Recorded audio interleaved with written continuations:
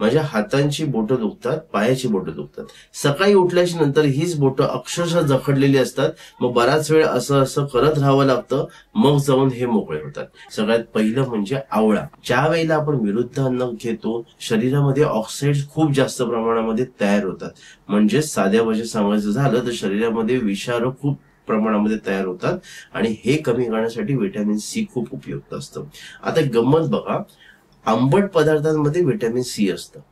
आंबट पदार्थ जर या रुग्णाला दही दिलं, दही पण आंबट आहे, ताक पण आंबट आहे, तर हे पदार्थ जर या रुग्णाला दिले तर रक्तदृष्टी आणखीन होऊन आणखीन त्रास होईल.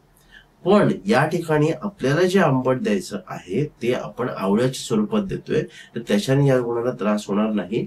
आवळा आणि गुळ हे दोन्हीही एकत्र घेतल्याने हा त्रास काही प्रमाणामध्ये कमी व्हायला मदत होते.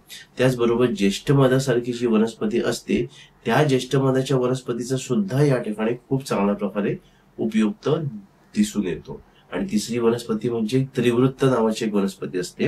ही त्रिवृत्त नावाची वनस्पती दुधामध्ये टाकून दुधाबरोबर उकळून त्याचा शिरपाक बनवून घेण्यासाठी सांगितलेलं आहे. म्हणजे हे आयुर्वेदाच्या ग्रंथांमध्ये सांगितलं आहे.